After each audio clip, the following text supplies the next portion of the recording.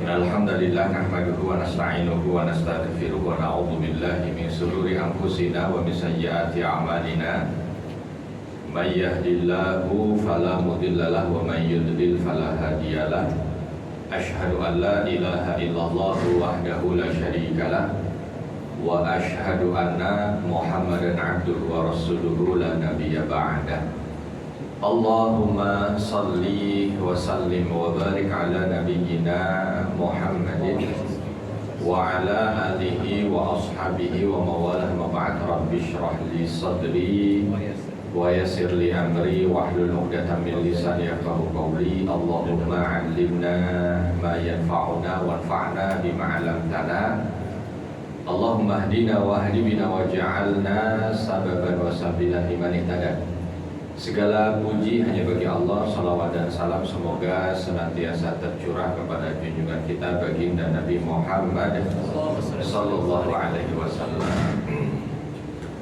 Alhamdulillah, Bapak dan Ibu yang dirahmati Allah, kita sudah masuk di bulan Rabiul Awal. Ini bulan di mana kita sebagai umat muslim hendaknya senantiasa menjadikan bulan ini bulan kecintaan kepada baginda Nabi Muhammad sallallahu alaihi wasallam. Bulan Rabi' jauh sebelum Nabi lahir. Itu orang-orang Arab menamai ini sebab karena di saat mereka menamai bulan ini bertepatan dengan musim semi, di mana bunga-bunga bermekaran dengan warna-warninya, hijau di setiap sudutnya, maka mereka menamakan bulan ini dengan bulan semi, bersemi, bunga bersemi, itu Rabi'. Dan takdir Allah begitu indah ketika Nabi kita ini dilahirkan di bulan Rabi'. Ya, orang Arab itu kalau mendengar kalimat Rabi', ya, mendengar kata Rabi' itu betul-betul membuat mereka itu dalam kondisi apapun jadi bahagia. Makanya kalau orang-orang Arab nih lagi di puncak musim panas misalnya, kayak kita nih Agustus ini puncak musim panas, Juni, Juli, Agustus ya, 3 bulan punya. Itu kalau di musim-musim yang sudah nggak pernah ada hujan, panas lagi tinggi suhu gitu ya, maka mereka melihat, kalau orang sekarang itu mungkin pasang status di masa Rabi' mereka, itu menunjukkan betapa mereka itu dengan kalimat dengan musim Rabi', dengan musim semi itu membuat mereka bahagia. Walaupun cuma hanya sekedar ngeliatin gitu. Kadang-kadang kalau mereka ngelihat musim Rabi' itu senang, senyum-senyum sendiri. Atau kalau lagi dalam kondisi ngobrol di puncak musim panas gitu ya, terus cerita tentang musim Rabi', itu bisa. Agak susah kalau dibayangkan di kita, sebab memang kita ini tidak ada musim semi, tidak ada musim tandus ya, semuanya hijau. Semua yang ada itu hijau. Musim kita itu cuma 2 aja, musim kemarau, musim hujan. Bahkan tahun ini relatif hampir nggak ada kemarau, hujannya bersambung. Jadi hijau di mana-mana. Ya, sehingga ketika mendengar kalimat hijau, ya biasa, kanan kiri kita hijau, gitu ya, depan belakang kita hijau. Tapi kalau buat orang Arab, wah luar biasa. Itu bisa mendatangkan kebahagiaan. Itu kalau dia memejamkan mata membayangkan musim Rabi', itu langsung sejuk rasa hati. Nah ini Nabi Shallallahu Alaihi Wasallam itu dilahirkan di bulan itu. Ini takdir dari Allah, sehingga seolah ada kaitan, seolah ada hubungan antara lahirnya Nabi dengan keceriaan, hubungan antara lahirnya Nabi dengan kebahagiaan. Karena bulan Rabi', bulan yang baru dengar dari 12 nama bulan tuh, orang Arab tuh yang paling disenengin kalau dengar Rabi'. Kalau bulan apa? Safar. Safar itu artinya kosong. Karena memang dulu di saat mereka memberi nama Safar itu di saat orang-orang lagi pada keluar. Kosong itu kampung. Sebab semuanya keluar berperang. Apalagi bulan Jumada, setelah Rabi' itu Jumad, itu artinya kering. Nah, itu udah gak senang tuh mereka dengar Jumat itu kering. Dan yang lain-lain. Tapi kalau dengar Rabi', nah ini baru mendengar aja sudah sebuah kebahagiaan sendiri. Dan memang Nabi SAW dilahirkan untuk kebahagiaan umat manusia.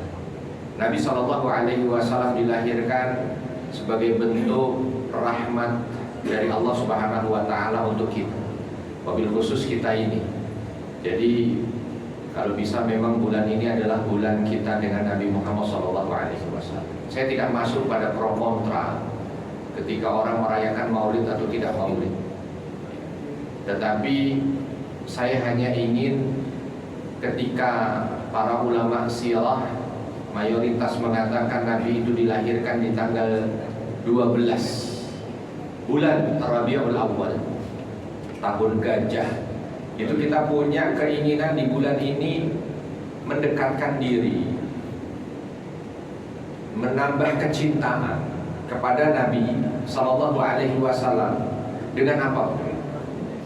Bukan cuma sehari dua hari, kalau bisa satu bulan. Jangan kalah ketika kita memperingati kemerdekaan Indonesia yang notabene itu kan juga sama ya, peringatan kelahiran atau kemerdekaan itu kan lahirnya bangsa ini. Itu dari tanggal 1 Agustus sampai kemarin masih ada yang baru pembubaran panitia. Ya, perlombaannya udah dari pekan awal. Tidak perlu dibandingkan, tetapi ini ada manusia yang paling berhak untuk kita berbahagia atas kelahirannya. Ada manusia yang paling berhak untuk kita bergembira ya, dengan hadirnya beliau di atas muka bumi ya, dibanding dengan hanya sekedar kelahiran kita ya, kita berbahagia dengan kelahiran kita. Kita berbahagia dengan kelahiran anak kita. Kita berbahagia dengan kelahiran pasangan, kelahiran orang tua kita. Tapi ada manusia yang jauh lebih berhak bagi kita untuk bahagia. Allah Subhanahu wa Ta'ala, Nabi Sallallahu Alaihi Wasallam. Ya, ketika Allah mentakdirkan bulan ini sebagai momen saat di mana nabinya dilahirkan, maka kita hendaknya menjadi orang-orang yang memahami tentang isyarat itu. Cinta kita kepada Nabi itu adalah kecintaan yang puncak ketika kita berbicara kecintaan kita kepada makhluk ya. Kecintaan kita kepada Nabi harus di atas segalanya. Bahkan ketika Nabi SAW menyampaikan salasun man kunna fihi wajada halawatal iman, ada 3 hal yang ketika orang itu di hatinya ada 3 hal ini, maka dia akan merasakan manisnya iman. Apa dia? Di antara 3 hal ini, ayyakunallahu wa rasuluhu ahabba ilaihi mimma siwa, menjadikan Allah dan Rasulnya yang paling ia cintai. Menjadikan Allah dan Rasulnya yang paling ia cintai, maka dia akan merasakan manisnya iman. Jangan tanya apa sebab Bilal bin Rabah radhiyallahu anhu ketika disiksa habis-habisan, dicambuk, bukan cuma sekedar cambuk ya, cambuk yang ujungnya itu ada benda-benda tajam. Ya, sekali cambuk mengucur darah, sekali cambuk mengucur darah segar. Dan memar begitu, langsung dicopot bajunya, diikat kakinya, dikaitkan dengan kuda, dibawa lari. Ya, kebayang tuh bagaimana ini kena. Habis itu ditimpa batu, masih aja nyawa masih ada dan tidak mau balik ke agama nenek moyangnya, ditimpa batu. Saat ditimpa batu itu nggak ada wajah yang membuat nampak berat, cemberut nggak ada. Tapi yang ada senyuman dengan kalimat ahadun ahad, ahadun ahad. Allah yang Esa, Allah yang Esa. Memang yang disebutkan zat Allah, Allah yang Esa, Allah yang Esa. Tetapi yang membuat beliau kuat, pegangannya Allah dan di sampingnya ada Rasulullah. Ya, karena Beliau mampu untuk tersenyum dan mengucapkan kalimat ahadun ahad di saat luar biasa begitu berat siksaan yang diterima, sebab di situ beliau lihat Rasulullah menghampirinya. Hilang semua berat. Hilang semua berat. Ya. Begitu juga dengan Sumayyah radhiyallahu anha yang menjadi syahidah pertama. Ya. Di saat ketahuan ini masuk ke dalam Islam, dicopot semua kuku, dicopot. Dari ujung kukunya itu dikuliti, lalu ditempel dengan tombak yang sudah dipanasi ujungnya, dan lain sebagainya. Diminta untuk mengkhianati Nabi, tapi tidak mundur selangkah. Bahkan ketika Nabi lewat lalu mengatakan sabron ya ala Yasir fa inna mau'idakumul jannah, wahai keluarga Yasir. Di situ Sumayyah istri dari Yasir. Sabarlah karena tempat kalian yang dijanjikan adalah surga. Sumayyah hanya mengatakan, ya Rasulullah, hanya sekedar melihat wajahmu hilang semua berat beban hidupku. Hanya sekedar melihat wajahmu hilang semua rasa sakit yang ditimpakan oleh orang-orang kafir ini padamu. Ya. Jadi hatinya yang membuat seperti itu, hatinya. Sampai ketika Ammar pun begitu juga, dibakar. Ammar itu ketika masuk Islam kan dibakar. Ketika dibakar, Nabi hanya mendoakan dari jauh, lalu mengatakan, ya api kuni bardan wa salaman ala Ammar. Wahai api, aku mohon kepada Allah agar Allah menjadikanmu dingin dan selamatkan Ammar seperti engkau dulu juga pernah menyelamatkan Ibrahim. Dan api itu menjadi dingin dan tidak membakar Ammar ibn Yasir. Kala itu beliau sampai mengatakan juga dalam beberapa riwayat, andai api ini terus membakar diriku dan aku menjaganya karena keimananku kepada Allah dan kecintaanku padamu, maka tidak akan pernah aku rasakan, walau hanya sebuku badanku ini disiksa, setiap bukunya tidak akan terasa. Ini merupakan bahagian fakta yang bisa kita ambil pelajaran bagaimana mereka-mereka yang menghadirkan cintanya kepada Allah, cintanya kepada Rasulullah, maka dia akan mendapatkan kekuatan yang tidak didapatkan oleh siapapun. Bahkan secara teori ini mustahil. Ini baru 3 mungkin di antara jutaan cerita, tapi itu bentuk kecintaan. Maka yang penting ada pada kita ini, kalau kita lihat sekarang kan begini Pak, ada orang bilang, kenapa ya negara kita ini masih banyak miskin, padahal orang pinternya mungkin banyak, ya, orang ininya mungkin bisa, ya. Tapi kenapa negara kita masih begini-begini saja? Kalau mau kita lihat dan kita compare bagaimana kondisi Madinah.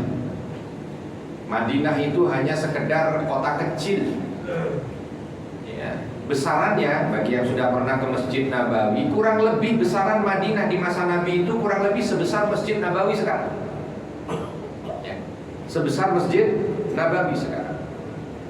Penduduknya paling kurang lebih sekitar 4.000-5.000 orang. Dibandingkan dengan kita yang besarnya dari timur ke barat aja naik pesawat bisa 8 jam, 6-8 jam. Jumlah penduduk hampir 300 juta. Tapi penduduk yang ada di kampung kecil Madinah itu mampu untuk bisa menaklukkan 2 imperium besar pada masanya, Romawi dan Persia. Banyak orang mau mencoba untuk melihat apa kira-kira gerangan ini. Apakah di dalamnya itu orang-orang yang punya kekuatan fisik luar biasa? Apakah orang-orang pintar strategi perang? Apakah karena orang jago ekonomi sehingga menguasai segala perekonomian dunia pada masanya? Apakah ternyata semua nggak ada. Mau bicara orang yang strategi perangnya jago, bisa dihitung jari. Mereka yang punya fisik kuat juga bisa dihitung jari. Nggak semuanya. Mereka yang punya tingkat ekonomi tinggi, mampu untuk bisa memahami bagaimana, itu pun hanya segelintir. Tapi kenapa kok bisa? Sedangkan Romawi dan Persia seolah berjalan ratusan tahun adalah rezim yang mustahil untuk bisa tumbang dengan segala apa yang sudah dimiliki. Dan ini tumbang dengan kekuatan satu kota kecil. Ya, ini luar biasa. Tapi kalau mau dilihat lebih dalam melalui hati dan keimanan, maka kita akan jumpai memang ini kota bisa seperti itu sebab di dalamnya yang hadir, yang ada, yang tinggal, yang menghuni adalah mereka-mereka yang kecintaannya kepada Nabi luar biasa. Kecintaannya kepada Rasulullah SAW tak diragukan. Inilah dia salah satu sumber kekuatannya. Bukan sumber kekuatannya ekonomi. Madinah itu hanya penghasil korma. Dan kormanya bukan korma yang terbesar jumlahnya kan.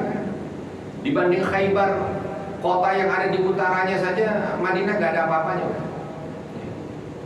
Madinah bukan penghasil senjata perang, bukan. Senjata perang banyak diimpor. Banyak diimpor dari Yaman, banyak diimpor dari. Tidak penghasil senjata perang. Madinah bukan banyak orang yang memang ahli bela diri, enggak juga. Madinah biasa. Tapi kenapa bisa menjadi superpower? Sebab karena di dalamnya orang-orang yang ada di dalamnya itu cintanya kepada nabinya luar biasa. Maka jangan heran ketika kita mendengar ada seorang sahabat yang bernama Safinah Maula Rasul. Ini contoh aja ya, saya nggak bisa bawakan semuanya. Tapi ya sebagian-sebagian lah mungkin kita cuplik-cuplik contohnya itu.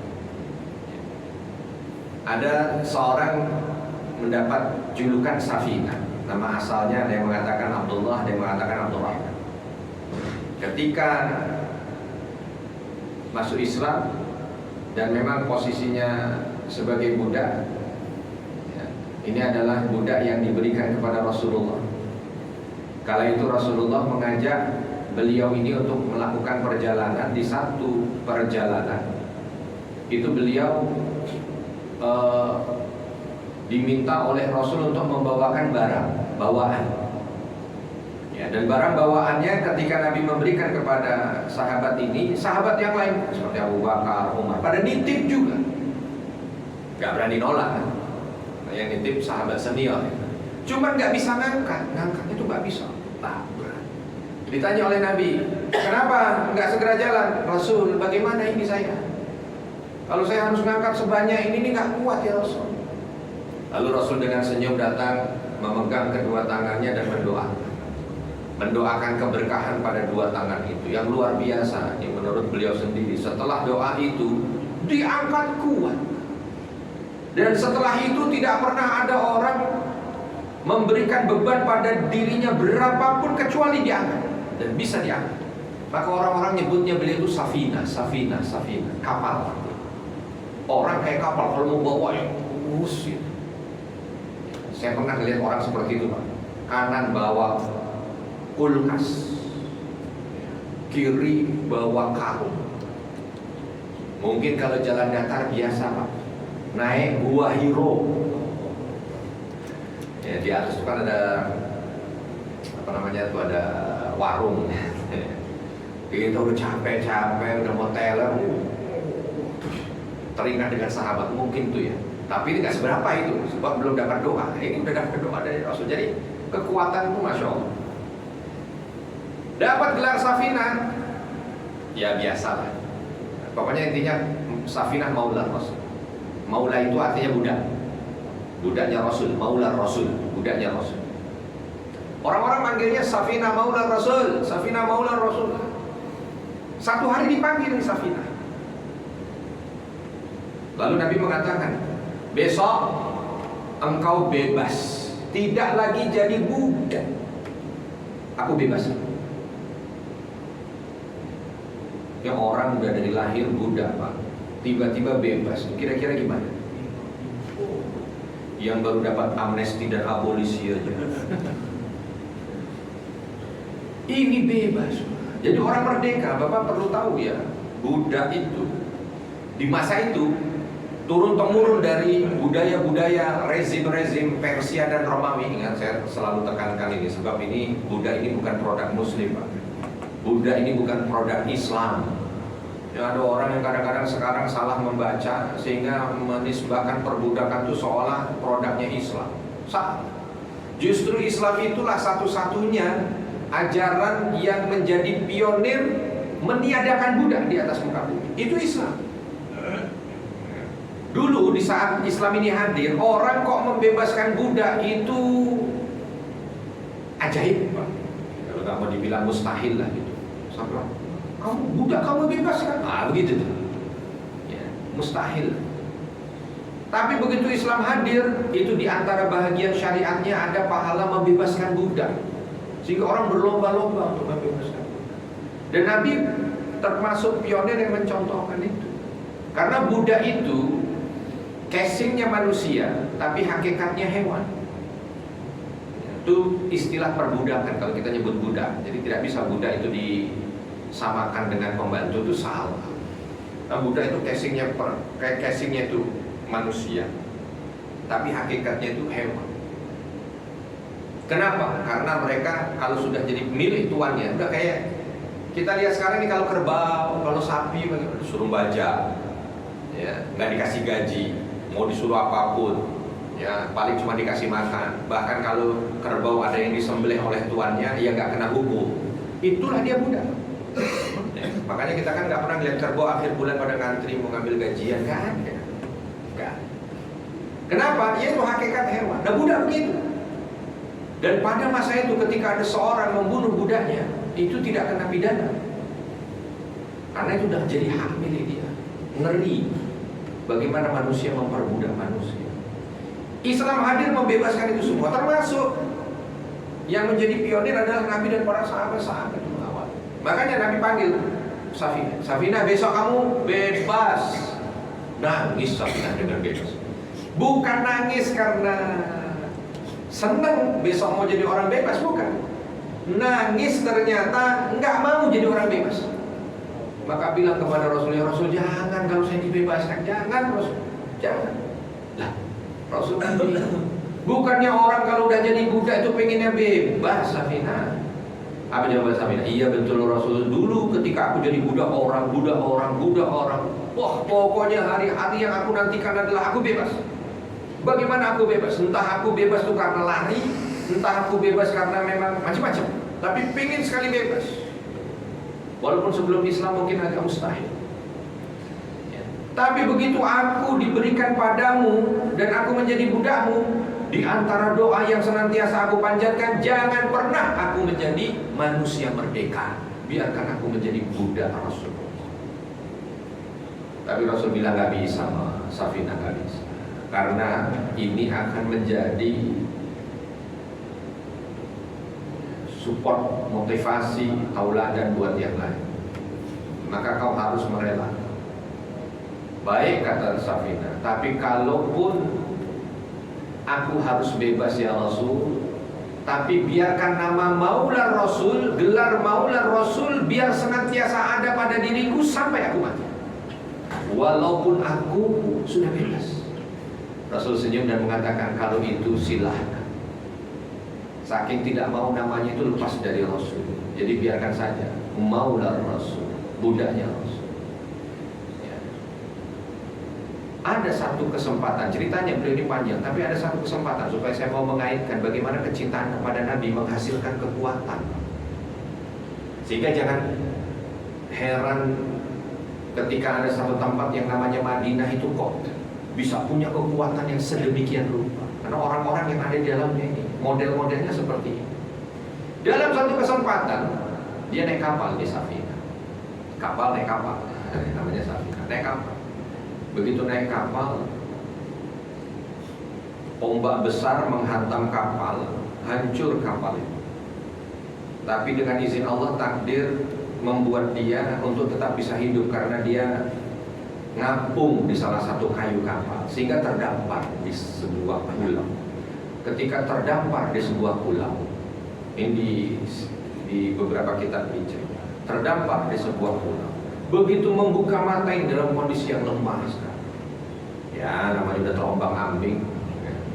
Terus mungkin minum air laut bukan tambah segar, tapi kan tambah lemes kan dengan tambahan matahari. Pokoknya udah mau mati. Tapi karena masih bisa berjalan, dia berjalan sambil menggunakan sebahagian kayu itu untuk tongkatnya dia. Berharap di dalam pulau itu ada tempat di mana dia bisa minta bantuan. Ini orang kalau takdir seberat apapun musibah ya, kalau belum takdir ya belum mati. Banyak kisah para sahabat begitu. Seolah sudah ya Allah itu udah di ujung tanduk, masih hidup 70 tahun lagi. Udah sakaratul maut masih hidup 40 tahun lagi. Macam-macam lah namanya. Termasuk Safinah. Ketika dalam kondisi yang mungkin udah mata berbayang, nanar, bukannya dia ketika masuk ke pulau dapat perkampungan penduduk, ketemu singa. Jangan heran Pak, zaman dulu masih banyak singa. Dulu di sini nih Pak, banyak singa dulu di sini. Dulu 1000 tahun yang lalu, 1400 tahun yang lalu banyak singa di Kuningan ini. Ya, cuman sekarang sudah pada pindah ke Ragunan, ya, sama ke Taman Safari. Begitu dia lihat singa, ngaum kan namanya singa. Melihat ini ada mangsa, mungkin singanya lapar. Wow, siap menerkam. Safinah ini nggak tahu kenapa dalam kondisi yang dehidrasi, ya, setengah sadar, setengah enggak, teriak. Singa, kamu belum tahu siapa saya. Itu namanya orang dehidrasi. Aku adalah Safinah, Maula Rasul. Aku ini adalah Safinah, budaknya Rasul. Dengan kalimat Maula Rasul, ciut Pak Singa. Yang tadi mau salah mau menerkam ini.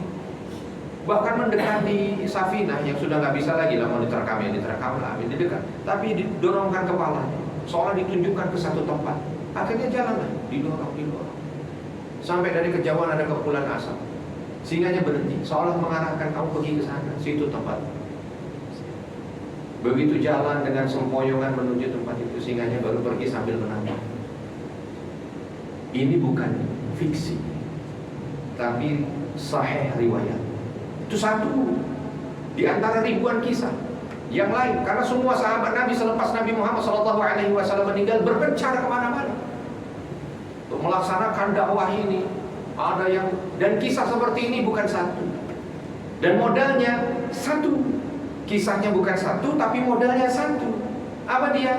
Menunjukkan cinta mereka kepada Nabi SAW. Jangan heran kalau kecintaan ini mendatang. Umar bin Khattab radhiyallahu anhu ketika terjadi perang Qadisiyah. Perang Qadisiyah ini perang kaum muslimin di masa Umar bin Khattab radhiyallahu anhu melawan Persia. Lalu Umar naik tiba-tiba galau hati. Sebab yang dikirim pasukan ini jumlahnya nggak seberapa. Yang akan dihadapi ini pasukan super power pada masanya. Secara teori udah pasti kalah. Makanya yang membuat Umar galau kala itu. Apalagi banyak sahabat senior yang berangkat dalam perang itu. Apalah jadinya kalau seandainya kekalahan hadir dan sahabat-sahabat senior ini pada meninggal semuanya. Dan Umar bin Khattab ini paling concern dengan sahabat-sahabat yang as-sabiqunal awwalun, yang pertama kali masuk Islam itu luar biasa. Sampai dijaga betul, gak boleh keluar Madinah. Kamu jangan keluar Madinah. Kalau nggak penting betul, jangan keluar Madinah. Biarkan meninggal di sini kita sama-sama. Seperti kita hidup bersama dengan Nabi bertetangga, kalian pun nanti dikubur pun bertetangga dengan. Sampai seperti itu ya.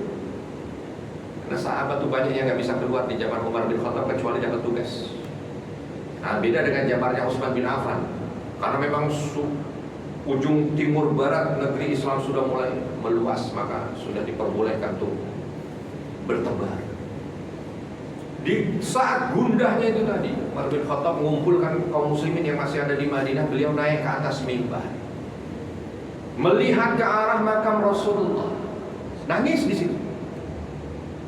Nangisnya menunjukkan cinta. Lalu beliau memegang mimbar itu, lalu mengatakan, di sini pernah berdiri manusia mulia, yang paling aku cintai.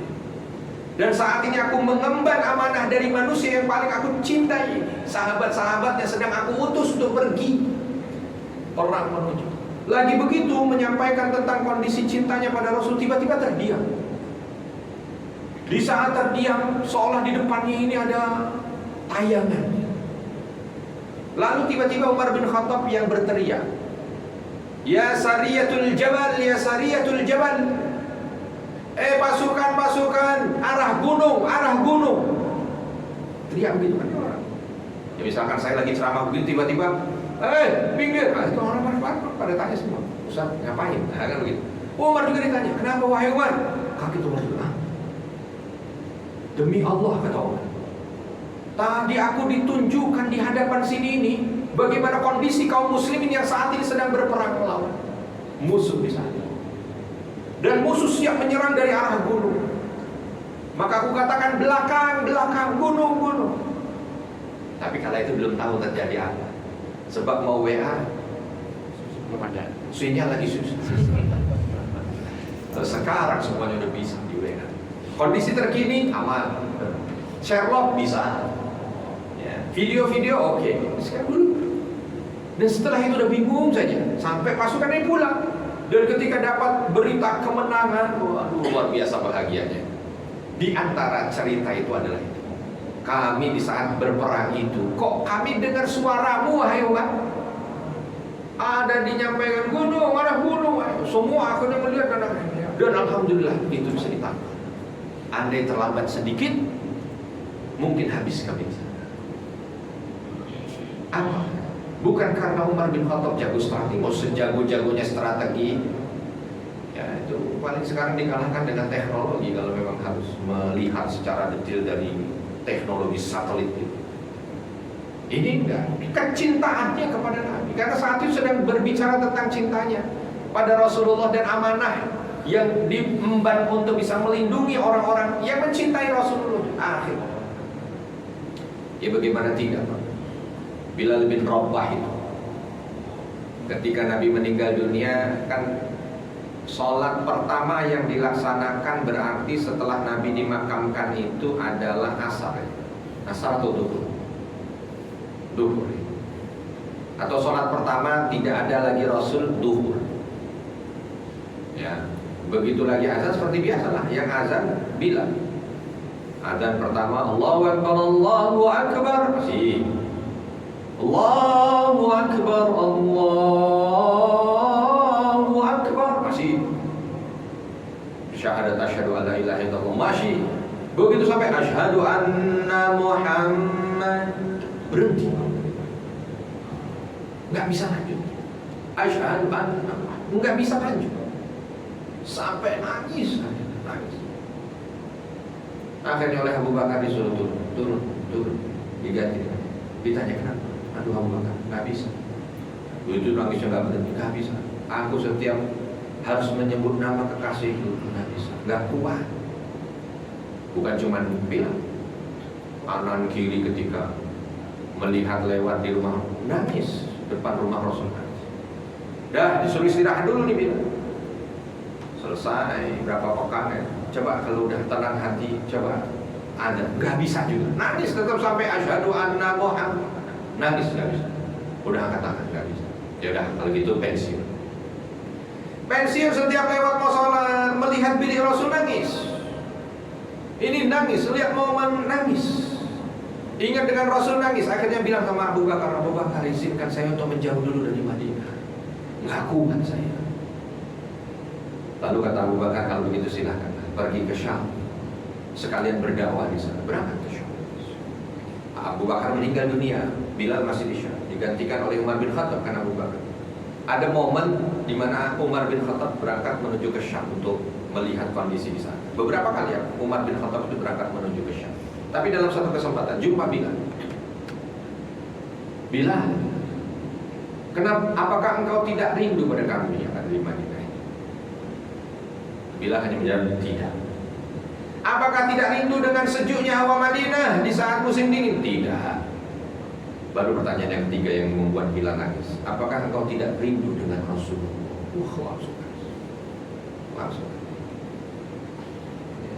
Dalam satu kesempatan, dalam satu riwayat, di situ begitu diajak karena masalah rindu dengan sahabat yang lain. Bilal nggak mau, diajak rindu dengan kota Madinah, beliau tidak mau. Begitu diajak rindu kepada Rasulullah, langsung berangkat. Tapi ada riwayat yang mengatakan tetap tidak mau tapi menangis. Malam harinya mimpi berjumpa dengan Rasul, tapi Rasul tidak mau melihat Bilal. Ketika bangun kaget luar biasa, diambil apa yang bisa dibawa, berangkat langsung menuju ke Madinah. Langsung menuju ke Madinah. Nah, sampai di Madinah masih sama, sedih itu hati. Tapi sudah tidak seperti yang dulu. Oleh sebab itu Umar bin Khattab melihat, oh kayaknya udah agak normal Bilal. Lalu dipanggil Bilal. Kan belum tahu semua orang juga kalau engkau sudah datang kemari. Coba naiklah nanti waktu sholat itu ada, agar kami ini merasakan memori indah bersama dengan Rasulullah melalui suara. Baik, kata Bilal, saya coba. Masuk waktu sholat, Bilal naik ma'adzan, menara. Begitu disebut Allahu Akbar, Allahu Akbar, semua Madinah langsung berhenti aktivitas. Seolah suaranya itu mengingatkan pada Rasul. Terus dilanjutkan Allahu Akbar, Allahu Akbar. Udah mulai tuh mereka bergetar. Nah, Bilal begitu sampai di asyhadu anna Muhammad, enggak bisa juga lanjut. Nangis Bilal, dan nangisnya seluruh Madinah nangis. Nangis semuanya dan berduyun-duyun semuanya berangkat menuju ke masjid. Hanya sekedar untuk ada suara yang membuat memori mereka balik kepada Rasulullah dan membuat mereka rindunya itu meneteskan air mata. Maka jangan heran kalau Madinah itu mampu menjadi sumber kekuatan yang luar biasa. Sebab orang yang ada di dalamnya cinta kepada Rasul. Nah, bulan Rabiul Awal ini, ayo kita jadikan bulan koreksi. Sudah sejauh mana kita mencintai Rasul? Sudah sejauh mana kita memahami tentang apa yang ada pada sirah Nabi Sallallahu Alaihi Wasallam dan apa yang dijadikan sebagai sunnah-sunnah? Mungkin kalau di antara kita ada yang hidupnya sempit, ada yang hidupnya susah, ada yang lagi berat dan lain sebagainya. Yang bisa menjadi kunci segala permasalahan itu adalah meningkatnya kecintaan kita kepada Nabi. Ya, karena Nabi Sallallahu Alaihi Wasallam mengatakan, "Man shalla alaihi salatan," barang siapa yang bersalawat kepadaku 1 kali salawat, maka Allah akan memberikan padanya 10 salawat, 10 kebaikan. Bagaimana kalau orang lebih dari itu? Mencoba untuk mencintai Rasulullah bukan hanya dengan 1 salawat, tapi dengan yang lain. Berapa kebaikan yang akan dia dapatkan? Jangan kalah dengan Salahuddin Al-Ayyubi ketika di perang Hittin, besok akan melawan tentara Salim yang menguasai Baitul Maqdis. Di antaranya, bukan satu-satunya, di antaranya yang akhirnya memotivasi agar pasukannya itu punya kekuatan besok, bukan disuruh ngasah pedang, bukan disuruh mempersiapkan anak panah, bukan disuruh memeriksa tombak, tapi diminta untuk mengingat kembali kisah baginda Nabi Muhammad SAW. Begitu malamnya cuma diisi pengajian untuk mengenang kembali Rasulullah. Besoknya menang. Nah, ini yang hilang dari kita. Kita ini tidak kekurangan orang pintar, tidak kekurangan orang cerdas, tidak kekurangan orang pandai, tapi kita kurang orang yang benar-benar cinta kepada Rasulullah. Maka itu yang perlu untuk kita tanamkan agar kita mendapatkan kebaikan dunia dan akhirat. Saya kira ini sebagai spesial Rabiul Awal. Baru nanti di bulan berikutnya kita akan lanjutkan beberapa kisah yang dan ceritakan tentang baginda Nabi Muhammad Sallallahu Alaihi Wasallam. Salah kesalahan saya mohon maaf dan kepada Allah mohon ampun. Subhanallahumma wa bihamdika, asyhadu an la ilaha illa anta, astaghfiruka wa atubu ilaik. Assalamualaikum warahmatullahi wabarakatuh.